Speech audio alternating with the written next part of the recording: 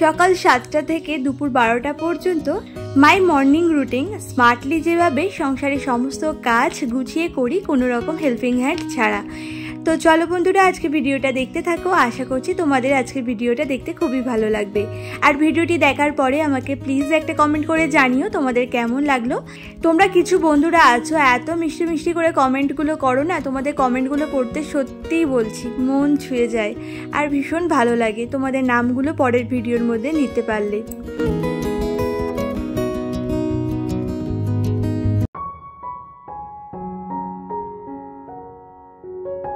বেশ অনেক দিন পর আবারও মিশো থেকে দুটো জিনিস অর্ডার করেছি, তো ভাবলাম তোমাদের সাথে একটু শেয়ার করে দিই। তোমাদের সাথে তো সব কিছু শেয়ার করাই হয়। তো যাই হোক, তো এই দুটো ট্রাউজার আমার জন্যই অর্ডার করেছিলাম। তো কালার দুটো কেমন হয়েছে আমাকে অবশ্যই কমেন্ট করে বলো। তো দেখো, এই যে পরে নিয়েছিলাম, একটু দেখছিলাম যে ভালো এসছে কিনা, তো দেখলাম না ভালোই এসেছে। আর কটনের যে প্লাজোগুলো হয় না, তার থেকে আমার মনে হয় ট্রাউজারগুলো অনেক ভালো আর দামেও বেশ অনেকটাই কম। তো যাই হোক, এইদিকে দেখো, গতকালকে রাত্রেবেলায় কিন্তু বাসন টাসন মেজে খুব ভালো করে রান্নাঘরটাকে ক্লিন করে রেখেছিলাম। তো ভাবলাম তোমাদেরকে একটু দেখিয়ে দিই। রাত্রেবেলায় এইভাবে যদি রান্নাঘরটাকে ক্লিন করে নেওয়া যায় না, সকালবেলায় উঠে দেখবে চাপটা অনেকটাই কমে যায়। আর যেদিন শরীরটা একদমই দেয় না, ভালো লাগে না, সেদিন তো করি না। তো সকালে করতে গেলে না খুব রাগ হয়, জানো না, নিজের কাছেই কেমন একটা খারাপ লাগে আর অনেকটা দেরিও হয়ে যায়। আর এগুলো করতে করতে বেশ ভালোই সময় লাগে কিন্তু। তো যাই হোক, রাত্রেবেলা যেহেতু করে রেখেছি বলে এখন তো অনেকটাই ভালো হলো। এখন ঝপাঝপ গিয়ে চাটা বসিয়ে দিয়েছিলাম। তো ওইদিকে চাটা খেয়ে এদিকে দেখো মামাম তো ঘুমাচ্ছে, তোমাদের দাদাভাই উঠেছে। তো আমি একটু স্কিন কেয়ার করে নিচ্ছি, মানে একটু পরেই তো রান্নাঘরে যাব, তো ওই জন্যই না একটু সানস্ক্রিন অ্যাপ্লাই করলাম। কয়েকদিন তোমাদের সাথে ঠিকমতো ভিডিও শেয়ার করতে পারছিলাম না বলে যে পোস্টটা আগের দিন করেছিলাম, তো তোমরা অনেক বন্ধুরা আমাকে মিস করছো, এটা জেনে আমার ভীষণ ভালো লেগেছে, জানো তো। সুপ্রভাত বন্ধুরা, কেমন আছো তোমরা সবাই? আশা করছি সবাই খুব ভালো আছো আর সুস্থ আছো। আমার আরও একটি নতুন ব্লগে তোমাদের সবাইকে অনেক অনেক ভালোবাসা আর অনেক স্বাগত জানিয়ে আজকের এই ব্লগটা শুরু করলাম। আর আশা রাখছি তোমাদের আজকের এই ব্লগটা দেখতে ভীষণ ভালো লাগছে। ভিডিওটি দেখার পরে আমাকে প্লিজ একটা কমেন্ট করে জানিও তোমাদের কেমন লাগলো। তো যাই হোক, আজ হলো শনিবার আর আজকে এই ব্লগটা আমি 7:30 থেকে শুরু করছি। তো চলো দেখতে থাকো। যদিও ঘুম থেকে উঠেছিলাম আজকে ওই 7টার দিকে, তবে ওই যে টুকটাক কাজকর্ম ছিল সেগুলোকে সেরেছি। আর তারপরে দেখতে পেলেই যে এখন থেকে ভিডিওটা স্টার্ট করেছি, মানে 7:30 থেকে। তো এইদিকে দেখো, এখন কিন্তু এই ঘরটাকে ভালো করে ডাস্টিং করে নিচ্ছি। আর আজকে মামামের পড়া নেই, আজকে ওর আন্টির ছুটি আছে, আর সেজন্য বেশ ভালো কিন্তু ঘুম হচ্ছে। সাথে তো স্কুলও নেই, শনিবার রবিবার দুদিন করেই তো ওদের স্কুলটা ছুটি থাকে। তো যাই হোক, ওকে এখন তুলবো না, ঘুমাচ্ছে, ঘুমোক। এই ফাঁকে কিন্তু আমি আমার কাজগুলোকে সেরে নিতে পারবো। আর তারপরে ও নিজের থেকে যখন উঠে যাবে তখন বিছানাটাকে গুছিয়ে নেব। তো যতক্ষণ না উঠছে ততক্ষণ আমি আমার সমস্ত কাজ কিন্তু অনেকটাই এগিয়ে নিতে পারবো। তো যাই হোক, ওইদিকে ঘরটা ডাস্টিং করে তারপরে দেখো বাইরে চলে এসেছি ডাস্টিং করতে। তো এদিকে কিন্তু বেশ ভালো রোদ উঠেছে, তবে খানিকক্ষণ বাদে জানো তো খুব বৃষ্টি হয়েছিল আমাদের এখানে। আর আমার এই নতুন ঘরের সামনে দেখো, সিঁড়ির উপরে আমি সিঙ্গোনিয়াম গাছ আর একটা মানি প্ল্যান্ট গাছ রেখেছি। তো সিঙ্গোনিয়াম গাছগুলো বেশ ভালো গ্রো করেছে, পাতাগুলো এতটা বেশি বেরিয়েছে না, দেখতে কি সুন্দর লাগছে দেখো। তো এই গাছটার পেছনে কিন্তু মানি প্ল্যান্ট গাছও আছে, ওটাও বেশ ভালো ছেকে গেছে, দারুণ লাগে জানো না দেখতে। তার উপরে রৌদ্রের আলোটা পড়ছে, ভীষণ ভালো লাগছে। আর দেখতে দেখতে আমার বাড়িতে কিন্তু বেশ অনেক গাছ লাগিয়েছি আমি, আর ফুল গাছই তো বেশি আছে। আর এত ভালো লাগে, সারাদিনের ক্লান্তি কিন্তু এইখানটায় এসে থামে। মানে যখন আমার ভালো লাগে না, মন টন খারাপ লাগে, তখন জানো তো এই নতুন ঘরের সামনে এসে এই সিঁড়ির উপরে বসে না গাছগুলোকে দেখি, বেশ ভালো লাগে। তো যাই হোক, এদিকে দেখো এখন আবার চলে এসেছি রান্নাঘরে। এসে ওই যে গতকালকে যে বাসনগুলো মেজে রেখেছিলাম, তো সেই বাসনগুলো এখন গুছিয়ে নিচ্ছি জায়গা মতো। আর নইলে এই গামলাটা যা বড় আর আমার রান্নাঘরটা এতটা ছোট, তো গামলাটা থাকলে নড়াচড়ার জায়গায় সেরকম থাকে না। তো ওই ঝটপট করে গামলাটাকে ওই জন্য সরিয়ে দিলাম। তো যাই হোক, আজকে আবার রান্না করব একটু সয়াবিন আর সাথে করব ইলিশ মাছ। তো এখনও পর্যন্ত তোমাদের দাদাভাই আনেনি, মানে বাজারে যাবে, তো একটু পরেই নিয়ে আসবে, দেখতে পারবে তোমরা। একটু পরেই আমি রান্না করব আর কি। তবে এত ছোট ছোট ইলিশ মাছ এনেছিল না, আসলে এতটা দাম এখন যেহেতু নতুন উঠছে, কয়েকদিন গেলে কিন্তু ইলিশ মাছের দামটা আরেকটু কমবে। তো যাই হোক, ওইদিকে সয়াবিনটাকে সেদ্ধ হতে বসিয়ে দিয়ে দেখো ইলিশ মাছটাও তোমাদের দাদাভাই এক্ষুনি দিয়ে গেল। তো যাই হোক, ও কেটেই নিয়ে এসেছিলো, তাই আমাকে আর কাটতে হলো না। তবে জানো তো, ইলিশ মাছ কাটতে না আমার ভীষণ ভালো লাগে। আমি খুব সুন্দর করে ইলিশ মাছ কাটতে পারি। যখন আগে নিয়ে আসতো না, ওই গোটাই নিয়ে আসতো, এইভাবে কেটে কিন্তু সেরকম একটা আনতো না। তো যাই হোক, আজকে আনলো। একদিকে সুবিধাই হয়েছে, কাটতে গেলে আর একটু দেরি হতো, তো সেটা আর হলো না, মানে তাড়াতাড়ি রান্নাটাও হয়ে যাবে। আর এই গতকালকে কিছু বেগুন এনেছিল, মানে এই সরু সরু বেগুনগুলো, এগুলো ঝাল খেতে না দারুণ লাগে। তো ভাবলাম এই বেগুনগুলো দিয়েই ইলিশ মাছটা রান্না করি। আর কয়েকদিন তো খুব রিচ খাবার হয়েছে, মানে গতকালকেই আমি চিকেন রান্না করেছিলাম। তো যাই হোক, সেজন্য না আজকে সর্ষে বাটা দিয়ে করলাম না, নইলে ইলিশ ভাপা খেতে বেশি ভালো লাগে এই বেগুন দিয়ে ঝাল খাবার থেকে। ব্লগার রাখি থেকে দিদিভাই বলেছিলে খুব সুন্দর হয়েছে ভিডিওটা, আজ প্রথম দেখলাম, খুব ভালো লেগেছে। ভালো থেকো, অনেক অনেক ধন্যবাদ দিদিভাই, আর অনেক অনেক ভালোবাসা নিও তুমি আমার, আর এইভাবেই আমার পাশে থেকো, শুধু এইটুকুই অনুরোধ তোমার কাছে। তো যাই হোক, ওইদিকে না বেগুনগুলো ভাজতে বসিয়ে দিয়ে সেই ফাঁকে দেখো এদিকে সয়াবিনটাও সেদ্ধ হয়ে গেছে। তো সয়াবিনটা খুব ভালো করে জল দিয়ে ধুয়ে নিগড়ে নিলাম। আর তারপরে দেখো এই আলুটা তো ভেজেছিলাম, মানে আদা আদি ভাজা হয়েছে, পরে ওই সয়াবিনগুলো এর মধ্যে দিয়ে দিয়েছি। আর এই সয়াবিনটা আলুর সাথে আর একটু খানিকক্ষণ ভাজবো, তাহলে সয়াবিন থেকে একটা কেমন একটা গন্ধ বার হয়, দেখবে সেই গন্ধটা কিন্তু আর বার হয় না, আর খেতেও বেশ ভালো লাগে একটু ভেজে নিলে। তো আমি যখনই সয়াবিন রান্না করি না, তখনই এইভাবে আলুর সাথেই ভেজে নিই। তো যাই হোক, এরপরে দেখো সয়াবিনটা বসিয়ে দিচ্ছি। আর জানো তো, বেশ অনেক দিন পর আমি আমিষ সয়াবিন রান্না করলাম, মানে এর আগে যতবারই করা হয়েছে নিরামিষই করা হয়েছে। তোমরা হয়তো লক্ষ্য করেছো আমি কয়েকদিন কিন্তু সয়াবিন রান্না করেছিলাম। তো নিরামিষের দিন যেহেতু করা হয় বলে ওই নিরামিষভাবেই করা হয়। তো আজকে আমিষের দিনে করছি বলে দেখো আজকে আদা রসুন পেঁয়াজ টিয়াজ দিয়ে করেছি, তবে খেতে ভীষণ ভালো হয়েছিল জানো তো। তো যাই হোক, আর এদিকে দেখো একটু ময়দাও মেখে নিচ্ছি, আজকে সকালবেলায় লুচি খাওয়া হবে। আর ওইদিকে রান্না করতে করতে অল্প কিছু বাসন পড়েছে, এখনও আরও বাসন পড়বে রান্নাটা কমপ্লিট হলে। ওইদিকে তরি তরকারিগুলো ঢেলে রাখবো, তো কড়াইগুলোও খালি হবে, সেগুলোও মাজবো। তো এখন যে কটা পড়েছে সে কটা দেখো সাথে সাথেই মেজে নিচ্ছি। দেখবে যখনকার কাজ আমরা যদি তখনই সেরে নিতে পারি না, কাজটা আর সেরকম বাড়ে না, অল্পের মধ্যে দেখবে হয়ে যাবে। এ দেখো এই কটা পড়েছে আমি এখন মেজে রাখছি, তারপরে আবার যে কটা পড়বে সেগুলো মেজে নেব, তাহলে একসাথে অনেক বেশি চাপ হয়ে যাবে না। নইলে একসাথে না অনেকগুলো বাসন দাঁড়িয়ে দাঁড়িয়ে মাজতেও কিন্তু বেশ ভালো কষ্ট হয়।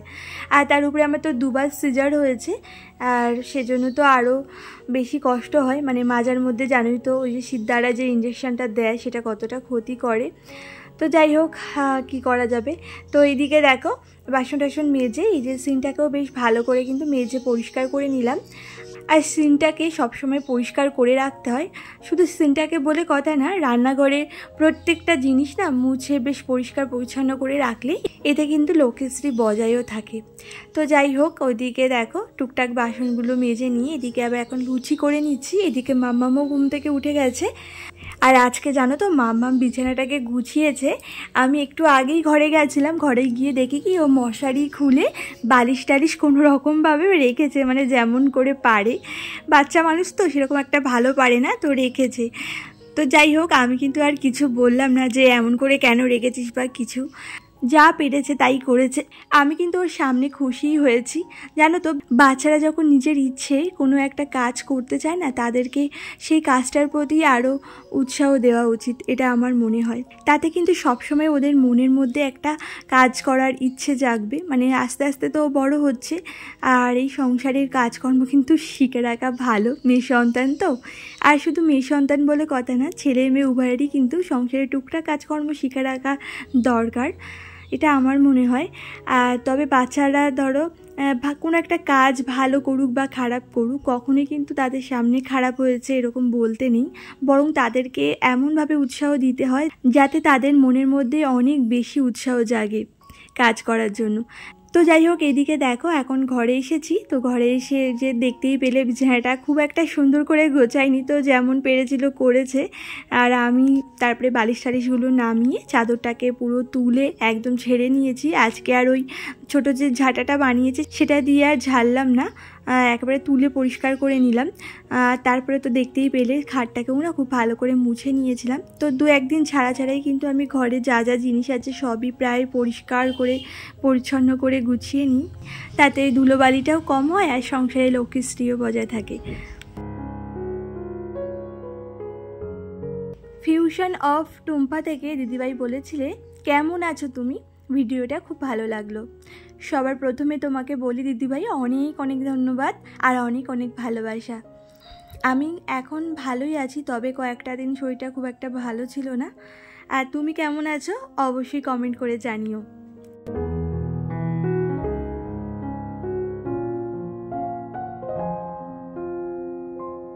এই বেডের মধ্যে যে বেডশিটটা দেখছো, এই বেডশিটটা কিন্তু বেশ অনেক দিন হয়ে গেছে। কালারটা কেমন ফেড হয়ে গেছে না বলো?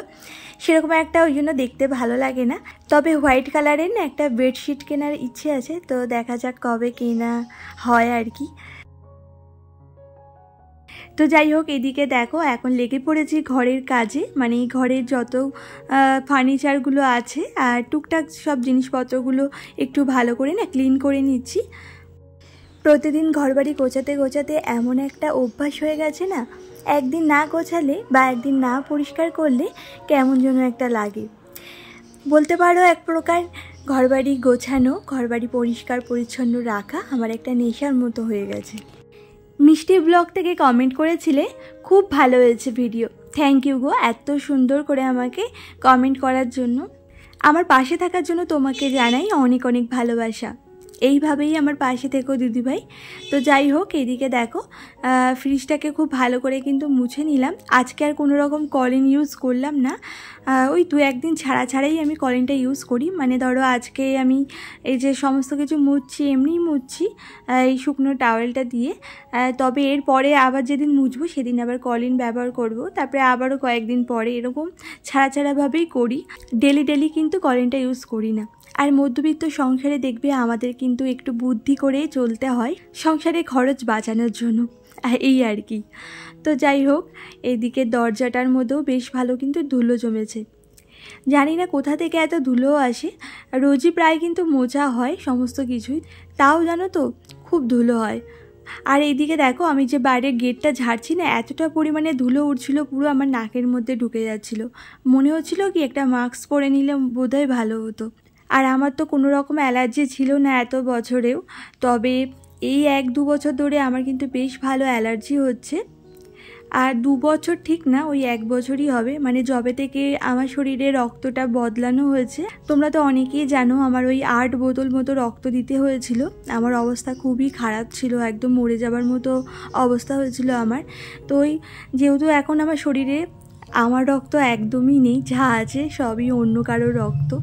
আর জানি না এই যবে থেকে রক্তটা চেঞ্জ হয়েছে তবে থেকে না আমার একটু অ্যালার্জির প্রবলেম হচ্ছে। মানে এই ধুলো টুলো যদি নাকের ভেতরে ঢোকে না, কেমন যেন কাশি হচ্ছে, অনেকক্ষণ ধরে হাঁচি হচ্ছে, একটু প্রবলেম হচ্ছে, হয়তো ডাস্ট অ্যালার্জি হয়ে গেছে। তবে আমার আগে কখনোই জানো তো ডাস্ট অ্যালার্জি ছিল না। আমি এত ধুলো ঘেটেছি, এত কাজকর্ম করেছি, আর আমার তো গ্রামের বাড়ি, আমি তো সবসময় ধুলোবালি নিয়েই থাকতাম। মানে সবসময় মাঠে ঘাটে তো কত খেলে খেলে বেরিয়েছি আর কত ধুলো ঘেটেছি, তো কখনোই কিন্তু আমার কোনো প্রবলেম হয়নি, অ্যালার্জিও হয়নি। তবে এই যে 1 বছর ধরে কিন্তু আমার অ্যালার্জিটা হচ্ছে, আমি বুঝতে পারছি। একটু ধুলো গেলে এতটা পরিমাণে হাঁচি হচ্ছে না যে কি বলবো তোমাদেরকে। তো যাই হোক, তোমাদের সাথে কথা বলতে বলতে ওইদিকে দেখো ঘরের অনেক কাজ কিন্তু সেরে নিয়েছি। এখন আবার রান্নাঘরে এসেছি।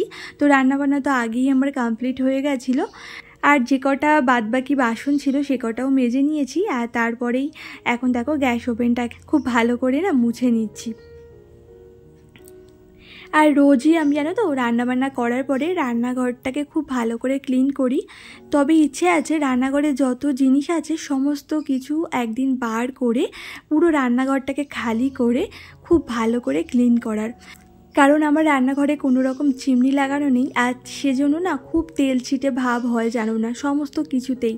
আর ওই যে ওয়ালে যে টাইলস লাগানো আছে তোমরা লক্ষ্য করে দেখো, ওখানেও বেশ কেমন যেন কালো কালো মানে দাগ হয়ে গেছে, ওগুলো কিন্তু ওই তেল ছিটের দাগই। তো একদিন ভাবছি সব কিছু নামিয়ে তারপরে পরিষ্কার করব। রান্নাঘরটাকে খালি না করতে পারলে না এই কাজগুলো করা যাবে না, কারণ এর পেছনে অনেকটাই খাটনি আছে, জল টল পড়বে, আরও নোংরা টোংরা হবে, সেজন্য আর কি সব কিছু বার করেই করতে হবে। আর তবুও রোজ যতটা পারি ততটা তো করার চেষ্টা করি, মানে যতদূর আমার হাত যায় সেটুকু তো করি।